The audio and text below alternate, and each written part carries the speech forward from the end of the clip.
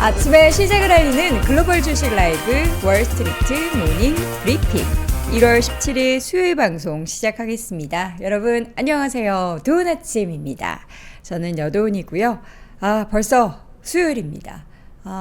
방금 전 저 이제 PD와 함께 막 이야기를 하다가 벌써 수요일이에요 이렇게 이야기하는 걸 듣고 저는 벌써 내 나이는 땡땡이야. 시간이 너무 빠르네. 예, 저는 시속 지금 몇 킬로로 달리고 있는 걸까요? 30km대라고 하기에는 이게 만 나이라서 아직은 사실 적응이 안 되고요. 어디 가서 여러분 요즘에 나이 이야기 할 때 어떻게 얘기하세요? 만 나이로 이야기하시나요? 아니면은 원래 우리나라에서 통용됐었던 그 나이로 이야기하시나요? 저는 그냥 몇 년생이에요. 나이를 가늠하기가 너무 힘드니까. 예. 그렇게 얘기를 합니다. 나이는 숫자에 불과하다라고는 하는데 마냥 또 숫자에 불과하진 않아요. 변화들이 많아요. 일단 노화의 속도가 체감이 되죠. 그래 요즘에 좀 열심히 뭐 항노화, 항산화 이런 거 관련한 건강기능식품도 더 챙겨 먹고 있습니다. 자, 뭐 어쨌든 숫자가 올라가면 좋은 건 뭐가 있죠? 바로바로 여러분의 수익 그리고 주가입니다. 오늘 또 많이 올라간 기업들도 있고 저도 이제 채팅창에 제가 아침에 방송하기 전에 올렸는데 엔비디아와 또 AMD가 사상 최고가죠. 따라 살걸. 어제라도 우리 권동호 부장과 함께 이야기할 때 AI다. AI가 여전히 올해도 투자의 유망처다. 얘기할 때 살걸. 하는 그런 생각이 들었습니다. 자, 여러분들은 이미 가지고 계실 테니까 축하드리고요. 잠시 후에 자세한 상황들 쭉 정리를 해보겠습니다. 자, 그리고 오늘 심층 인터뷰는 또 밤사이에 10년물 국채금리가 4%를 넘어섰어요. 이것도 어떻게 되고 있는 건지 자세한 또 채권시장 분위기 궁금하시죠? 키움증권 안예하 선임연구원과 함께 자세한 이야기 들어보겠고요. 오늘도 월가의 소식은 그레너리 투자자문 이완수 대표와 함께 이야기 나눠보도록 하겠습니다. 벌써 30 되셨나요? 화이팅님. 감사합니다. 화이팅. 예. 18살, 노스님이 18살이에요? 우리 고등학생 친구들이 이 방송을 보고 듣고 있는 거예요? 와, 대단하네요. 정말이라면 진짜 대단한 겁니다. 예. 정말 우리나라의 미래의 정말 꿈나무. 18살. 애플 팔아야 되나요? 글쎄요. 애플이 잠시 후에 자세히 소개해 드리겠지만 가격 인하를 한다라는 소식이 있는데 테슬라의 가격 인하도 주가에 좀 악재였지만 어쨌든 판매가 늘어났다는 것에 있어서는 다시금 또 호재로 작용을 했는데 이게 마냥 또 악재가 될지 아니면은 이후에 판매량이 그래서 얼만큼 매출이 얼만큼 늘었다 라는 것이 오히려 호재가 될지는 지켜봐야죠. 뚜껑은 열어봐야 하니까 좀 더 지켜봐야 되지 않나 싶습니다. 자, 어쨌든 밤사이에 애플 아이폰 등의 이런 기기, 특히나 애플 15 같은 경우에는 나온 지 얼마 안 됐잖아요. 이 기기까지 중국에서 할인한다라는 소식이 더불어 전해지면서 애플이 좀 주춤했고요. 다른 기업들 같은 경우에는 좀 희비가 엇갈린 가운데 뉴욕 증시는 3대 지수가 모두 하락을 했습니다. S&P 500 지수 그리고 나스닥 지수, 다우 지수 모두 하락을 했는데 나스닥 같은 경우에는 장 막판에 하락폭이 많이 만회가 되면서 약보합권 정도 0.19% 하락을 했고요. S&P 500은 0.37% 하락, 다우지수도 0.6% 하락을 했고 다우가 가장 큰 폭의 하락을 보였습니다. 여러 가지 소식들이 있는데요. 하나하나 열어보도록 하겠습니다.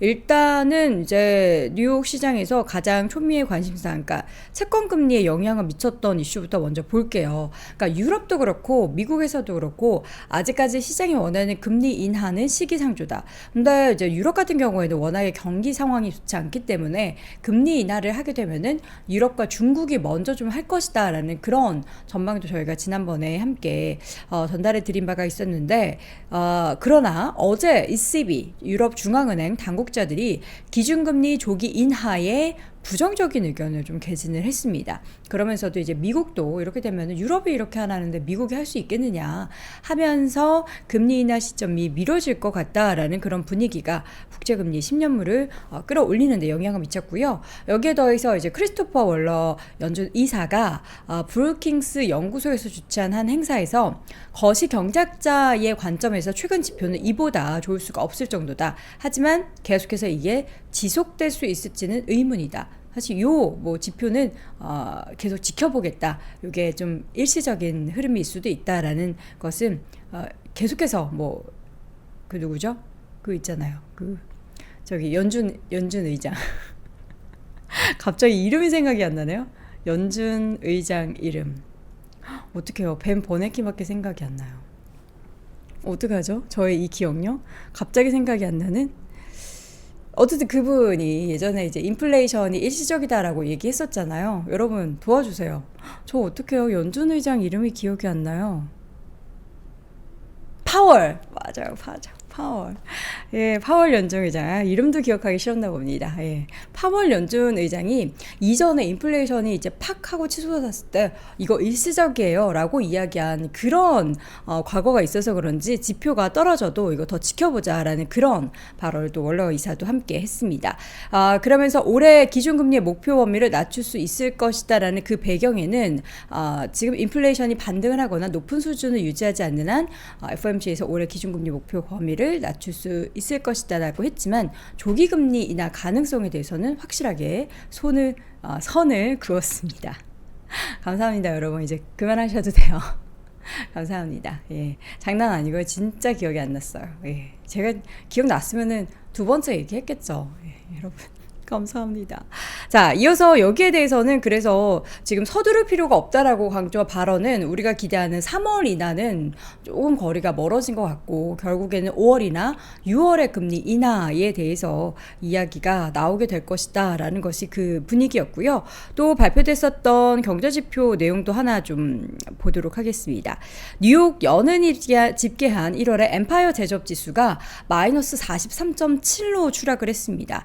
뉴욕주 제조업황이 신종 코로나 바이러스 감염증 팬데믹 초기인 2020년 5월 이후 가장 부진한 상황으로 나타나면서 이 제조업 관련한 경기는 과연 언제 반등을 할 수 있을지가 좀 초미의 관심사가 되는 것 같고요. 종목별로 이제 하나씩 열어보겠습니다. 앞서 말씀드렸던 애플 같은 경우에는 중국에서 지금 중국 설이 굉장한 대목이잖아요. 쇼핑 대목인데 이때 아이폰 등의 제품 할인 행사를 한다라는 소식이 주가를 끌어내렸습니다. 그동안에는 이제 브랜드 경쟁력을 위해서 애플은 거의 제품의 기기 인하가 없었죠. 정말 이제 연말에 돼서 뭐 사이버 먼데이 이럴 때만 반짝 인하를 하고 그랬는데 이때도 신제품은 거의 인하를 하지 않았죠. 근데 아이폰 15까지 인하를 하면서 애플이 정말 어려운가? 혹은 저는 반대로 그런 생각도 했어요. 이렇게 인하해서 중국에서 그동안 내려갔던 점유율을 다시금 끌어올리면 과연 또 시장은 어떻게 반응을 할지도 궁금하고 또 19일에 예정되어 있는 그 애플의 비전 프로의 사전 예약이 시작이 되기 때문에 이것도 이제 그동안에 지지부진했던 애플의 주가를 이제 반등을 시킬 만한 요인이 될 수 있을지가 궁금합니다. 1% 정도 하락을 했습니다. 애플의 주가 183달러 선까지 밀려났고요. 반면 지금 시총 1위 자리를 탈환해서 계속해서 지켜내고 있는 마이크로소프트의 주가는 0.46% 상승을 했습니다. 자, 웹을 한번 볼까요? 바로 그 옆에 있는 반도체주들 대단합니다. 엔비디아 주가도 3%, AMD가 무려 8%, 이 두 기업 모두 사상 최고가를 경신하는 흐름이 나타났는데요. 인텔과 함께 지금 CPU 시장을 양분하고 있는 AMD, 인공지능 반도체의 수혜가 될 것이다라는 낙관론에 주가가 8%대나 올랐습니다. 바클레이즈의 애널리스트인 톰 오말리라는 애널리스트가 AMD는 올해 AI 반도체 매출이 40억 달러에 달할 것이다 라고 하면서 목표 주가를 기존 120달러에서 200달러로 상향 조정했는데 지금 AMD의 주가는 158달러 수준을 기록을 하고 있는 거죠. 투자 의견, 매수에 대한 의견을 제시했고요. 현재 AMD의 최고가 고급 서버용 머신러닝 칩인 MI300에 대한 강력한 수요가 예상된다라는 이유가 가장 큰 목표 주가의 상향의 이유였습니다. 이뿐만 아니라 다른 브로드컴도 그렇고요, 퀄컴도 그렇고 마이크론 테크놀로지도 함께 오르면서 반도체주 미국은 참 좋습니다.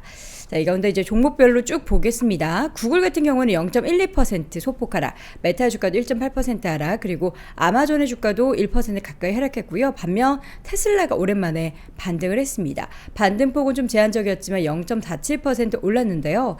테슬라 같은 경우에는 그 머스크가 전일 X 트위터를 통해서 25%의 의결권 없이 테슬라의 인공지능과 로봇 공학 관련한 분야에 이 리더로 성장시키는 것이 마음이 좀 불편하다. 이게 그러니까 사실 테슬라는 전기차만 하는 기업이 아니잖아요. 그 안에 굉장한 다양한 사업군이 있는데 한 13개 정도, 그러니까 일론 머스크가 얘기하는 건 우리는 전기차 단일 산업만 하는 기업이 아니라 이렇게 다양한 산업을 하는 기업인데 뭔가를 할 때 의결권이 25% 미만이다 보니까 이제 그의 마음대로 되는 게 사실 없겠죠. 이제 이거 하고 싶습니다. 돈을 써야 합니다. 해야 합니다. 라고 하면 안 돼! 노! 이렇게 하는 그런 관련한 사람들도 있기 때문에 지금 그래서 테슬라 관련한 의결권의 비중을 확대하겠다라는 의지, 주식을 더 매입을 하겠다라는 거겠죠. 그러면서 이제 기대감이 있는데 한편에서 이런 시각도 있더라고요. 만약에 이게 맘대로 되지 않으면 외부에서 또 스타트업을 새로 차려서 다른 이제 기대할 만한 그런 성장 사업을 진행할 수도 있다라는 그런 불안감도 이야기를 하던데, 어쨌든 밤 사이에 이러한 소식 가운데 주가는 1% 가까이 0.45% 상승을 하는 모습이 기록이 됐습니다. 개별적인 종목 가운데서는 국제유가 지금 하락세 다시 한번 나타나는 가운데 정유, 유가 관련한 종목들은 대부분 좀 큰 폭의 하락을 보였습니다. 엑스모빌, 쉐브론 각각 2%대 하락했고요. 코노코필립스도 2.7%, 그리고 옥시덴탈 페트롤리움도 2%대 하락, 그리고 헬스케어 쪽도 CVS 헬스 등의 일부 종목을 제외한 일라릴리, 존슨앤존슨, 유나이티드 그룹도 모두 하락하는 모습이 보였습니다. 자, 그리고 보잉의 주가가 계속해서 좀 부진하죠. 8%대 추가적인 하락을 보였고요. 그리고 항공사 관련해서는 저가 항공사 제트블루 항공의 스프릿 항공의 인수합병이 제동이 걸렸습니다. 그러면서 이제 좀 기사 회생을 바랬던 스프릿 항공 같은 경우에는 주가가 50% 급락을 했고요. 인수부담에 대한 리스크가 사라진 제트블루의 주가는 47%대 함께 하락을 했습니다. 인수부담이 사라졌는데 제트블루가 반등을 하지 못했네요. 이거 제가 잘못 본 건지 다시 한번 확인해 보겠습니다. 제트블루는 반면에 4% 올랐습니다. 제가 잘못 요거 해석을 한 거고요. 4% 올랐고 스프릿 에어라인은 50% 가까이 급락을 하는 모습이 연출이 됐습니다. 자, 이렇게 해서 전반적인 시장 분위기를 쫙 확인을 해봤습니다. 밤 사이에는 굵직한 종목들의 다양한 이슈들이 전해지고 있는데 반도체 쪽이 계속해서 강하다. AI 모멘텀은 시장에서 꺾이지 않는다라는 것을 재차 확인한 것 같습니다. 자, 그렇다면 우리가 이제 어젯밤 시장 흔들었던 국채 금리, 그리고 앞으로의 기준금리 인하는 언제로도 예상을 해야 될지 잠시 이어지는 심층 인터뷰 키움증권 안예하 선임연구원과 함께 확인해 보시죠.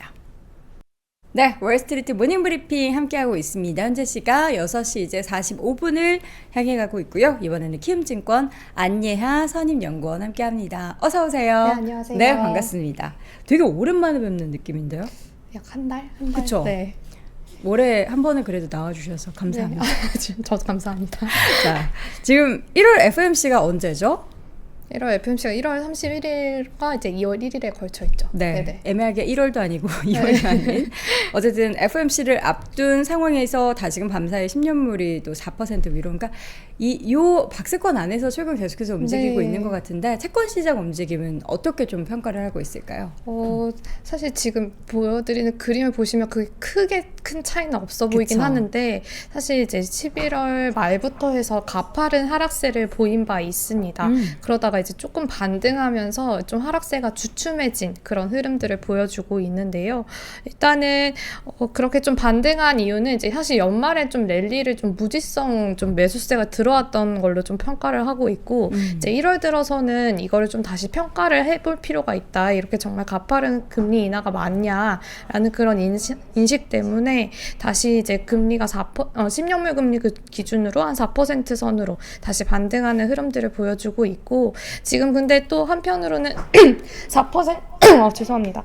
4%를 넘는 수준에서는 다시 이제 대기 매수세가 이제 좀 들어오는 그런 흐름들도 보이고 있어서 4% 이상으로 좀 이렇게 가파르게 다시 반등하는 그런 흐름들은 좀 제한되고 있고 오늘 같은 경우는 이제 월러 이사가 좀 금리 인하 가능성을 좀 낮추는 그런 발언들을 좀 하면서 좀 속도 조절이 필요하다 그런 인식을 보이면서 좀 4%좀 넘어서면서 좀 가파르게 상승하긴 했는데 네. 이런 흐름들이 좀 이렇게 상승하고 하락하는 그런 흐름들이 좀 계속해서 이어질 수 있다라고 생각하고 있고 좀 사실 좀 단기 변곡점은 1월 FMC가 아닐까라고 생각하고 있습니다.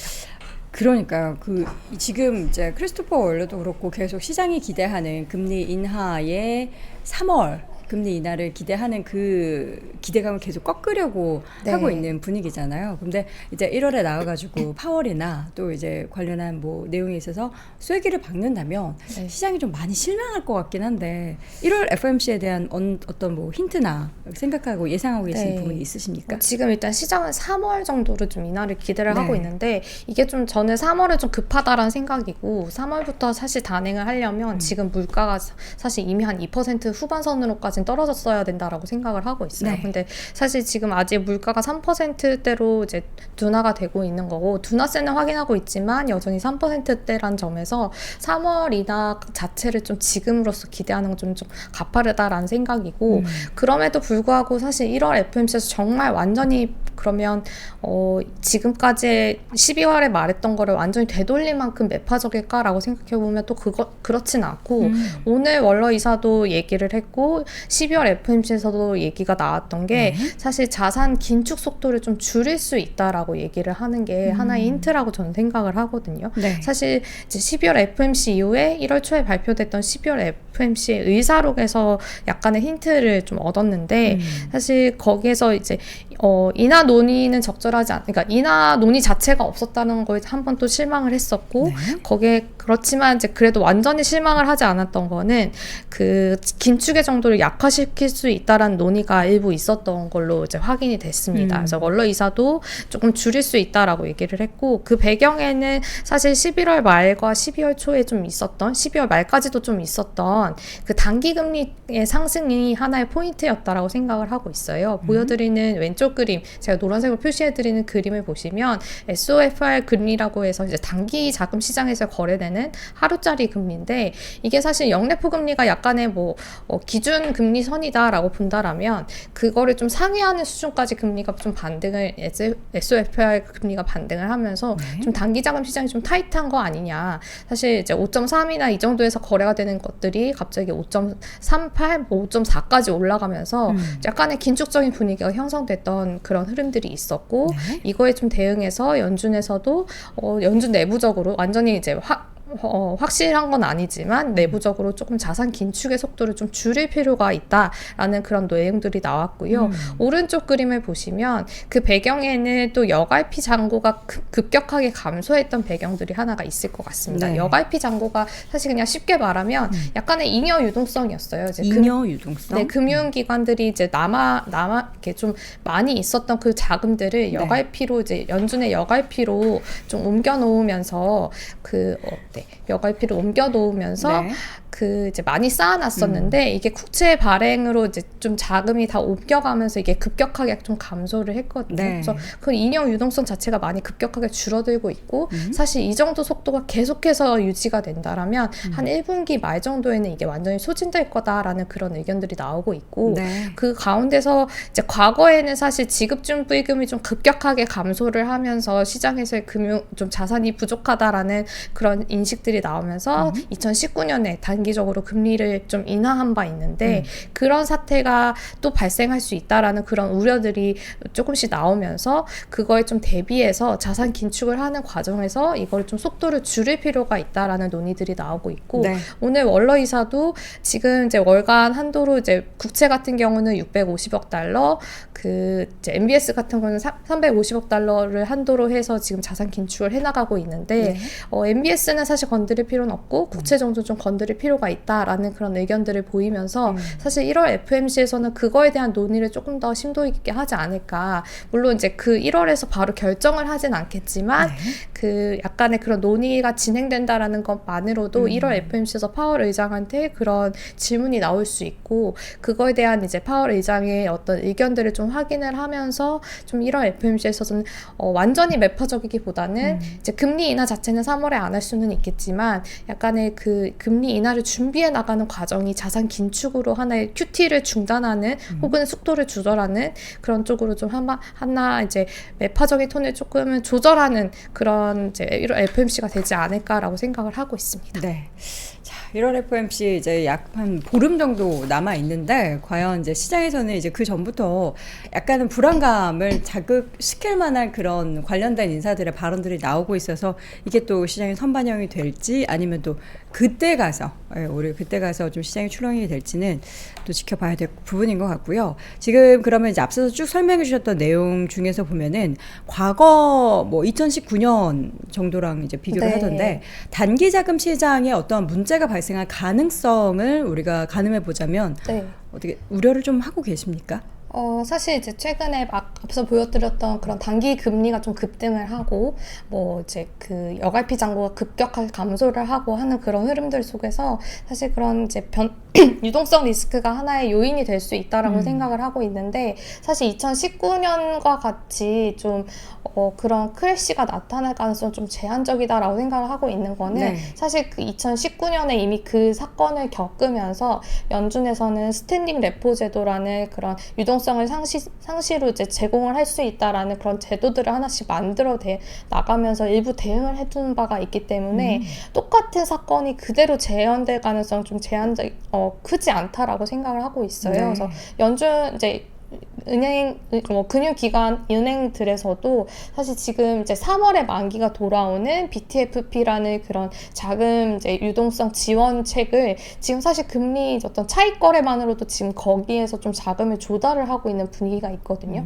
근데 그걸 가지고 이제 지금 은행들이 자금이 부족해서 그 제도를 통해서 지금 자금을 빌리고 있다라는 그런 의견들이 나오고는 있지만 단순히 저는 차익 거래 어떤 측면에서 좀 그쪽으로 자금이 좀 몰리고 있다라고 생각을 하고 있고 그 BTFP라는 것도 이제 3월 말이면 이제 만기가 된다라고 이제 연준에서도 얘기가 나오고 있기 때문에 사실 이제 은행들은 그냥 지금으로서 최대한 활용할 수 있는 방안들을 다 활용을 해서 최대한 이익을 확보를 하겠다라는 그런 입장을 보인다라고 생각을 하고 있고요. 그래서 지금으로서 사실 2019년처럼 단기자금 시장에서 좀 유동성이 부족한 그런 상황들이 또 발생을 하면서 금리를 급격하게 또 한 3차례 정도 인하를 하는 그런 시나리오 자체는 지금으로서는 좀 제한된다라고 생각을 하고 있어요. 그렇지만 이제 사실 지금 이제 QT 규모를 좀 축소하는 그 과정 자체의 논의 자체도 그거를 대비하는 차원에서의 좀 얘기라고 생각을 하고 있고 과거의 문제를 그대로 다시 반복을 하지 않겠다라는 연준의 의지라고 생각을 하고 있고요.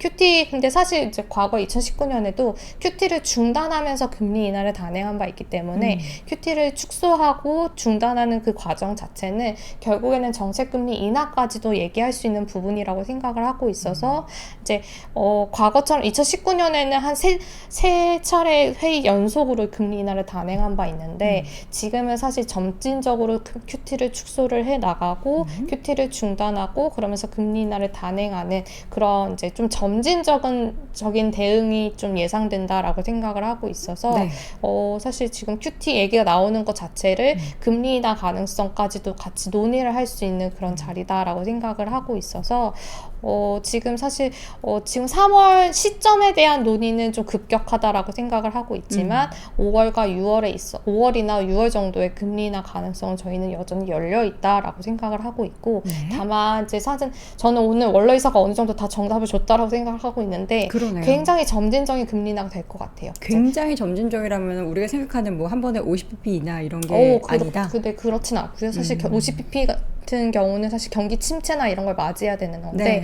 지표 자체는 굉장히 다 좋거든요. 그래서 굉장히 뭐 약간의 긴축적인 정도를 조금씩 축소해 나가는. 그래서 QT도 좀 QT 속도를 조절하고 QT를 중단하고 그 다음에 금리 인하를 단행하고 그 금리 인하를 단행하더라도 조금씩 뭐 과거에는 이제 2019년 같은 경우는 매 회의마다 한 3차례 정도 금리를 인하를 했다라면 네. 약간의 이제 뭐 한 분기마다 한 번씩 이런 식으로 좀 점진적인 금리 인하가 단행될 수 있다라고 생각을 하고 있고 월러이사도 사실 지금 과거에는 금리 인하를 단행할 때 굉장히 급격하게 하고 빠르게 하고 그 인하폭 자체도 굉장히 급격하게 했다라면 지금으로서는 그 단계는 아니다라고 좀 선을 이제 긋고 있기 때문에 그런 부분들도 감안을 해보면 연준에서 제시했던 3차례 정도의 금리 인하 가능성은 저는 좀 더 그 3차례 정도에 조금 더 무게를 두고 봐야 되지 않을까. 그래서 그걸 감안을 해보면 사실 지금 이제 시장 금리는 한 5-6차례까지 금리 인하까지도 반영을 하고 있는 상황인데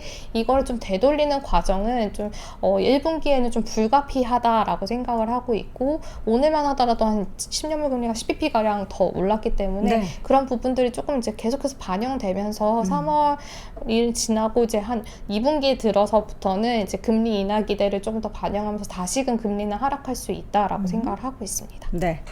일단은 첫 번째 순서는 이제 양적 긴축을 종료하는 네. 걸로 이제 네네. 시작을 하고 우리가 원하는 금리 인하는 계속해서 뭐 시장에서 또 얘기하는 그런 3월이 아니고 5월, 6월 쪽으로 더 무게를 싣고 있습니다. 그러면 이제 앞서서 오늘 밤 사이에는 이제 네. 크리스토퍼 월러 연준 이사가 발언을 네. 했고 이제 앞으로 계속해서 발언들이 예정돼 있잖아요. 네네. 16일에 있었고 이제 17일에는 마이클 바 이제 부의장이 연설이 있고요. 18일 같은 경우는 존 윌리엄스 뉴욕 연은 총재랑 이제 애틀란타 연은 총재 연설이 있는데 네.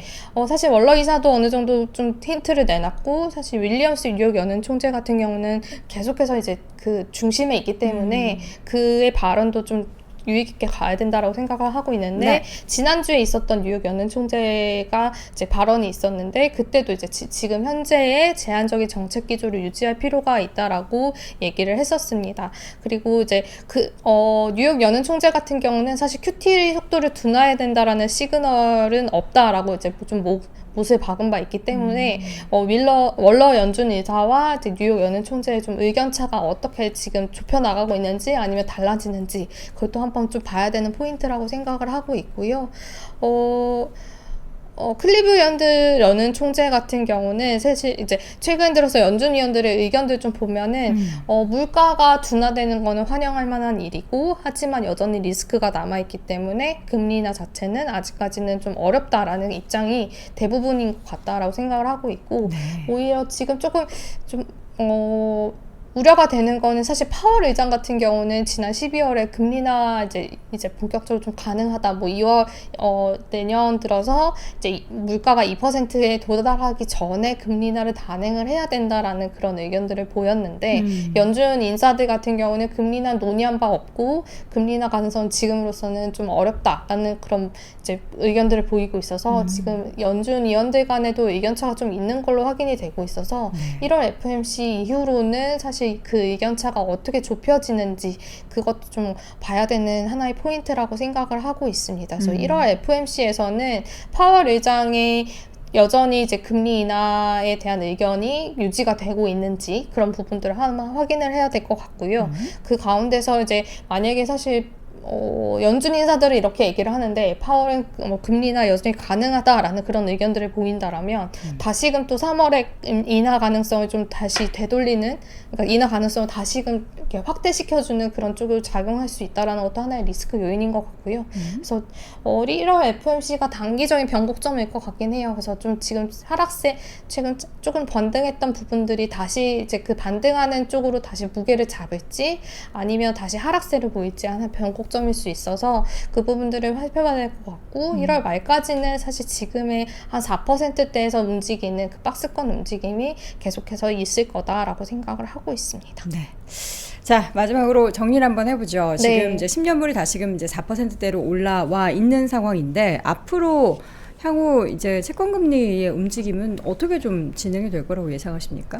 저는 1분기까지는 지금의 좀 변동성이 다시금 확대되는 장세가 불가피하다라고 생각을 하고 있습니다. 일단 저희는 3월 인하 가능성을 상정하고 있지 않기 때문에 지금 시장에서 너무 가파르게 반영했다라고 생각을 하고 있어서 그 부분들을 다시 되돌릴 수 있다라고 생각을 하고 있고 4% 선에서 이제 등락을 보이면서 4% 이상으로 다시 올라갈 수 있는 그런 리스크도 충분히 있다라고 생각을 하고 있는데 결국에는 이제 인하 가능성은 여전히 열려 있다라는 그런 인식을 감안을 해보면 시장에서도 사실 4%를 넘어서는 금리 구간에서는 계속해서 매수세가 유입될 수 있다라고 생각을 하고 있어요. 그래서 4%대의 어떤 그 레벨에서 계속해서 등락을 좀 보이다가 2분기 들어서부터 이제 여갈피 잔고가 크게 감소를 하면서 실제적으로 시장에서 단기자금 시장에서 어떻게 반응하는지도 하나 봐야 될 것 같고 그러면서 사실 약간 그런 단기자금 시장에서 타이트하다라는 인식이 강화가 될 경우에는 2분기부터는 본격적으로 인하 가능성이 좀 논의될 수 있다라고 생각을 하고 있고 정말 실질적인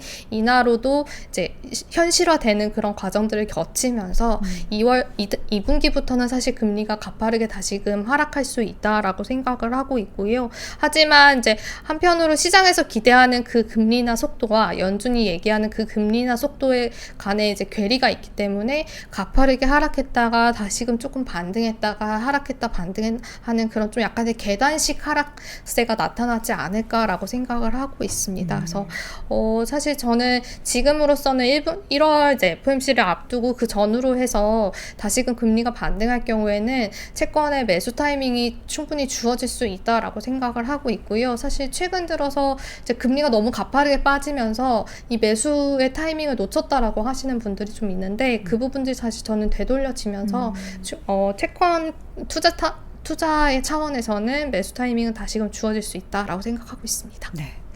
채권의 투자 지금까지 갈팡질팡 하셨던 분들은 오히려 기회가 될 수 있는데 그동안 계속 들고 계셨던 분들은 그러면은 어떻게 좀 비중 조절이 필요하겠네요. 네, 근데 뭐 사실 오를 때 조금 더 사시는 것도 저는 비중을 다시 더 확대하는 것도 오히려 오히려 싸게 살 수 있으니까. 네네. 알겠습니다. 자, 이 한 달 뒤에는 과연 어떤 일이 있을까요? FOMC를 지나고 난 시장은 미리 갔다 올 수 있다면 좀 좋겠는데 뭐 이미 시장에서는 계속 힌트를 주고 있는 것 같아서 그 발언들만 봐도 우리가 1월 FOMC 뚜껑을 열지 않아도 좀 가늠이 될 것 같습니다. 관련한 이야기를 쭉 나눠봤고요. 오늘 이 시간 키움증권 안예하 선임연구원 함께했습니다. 연구원님 고맙습니다. 감사합니다.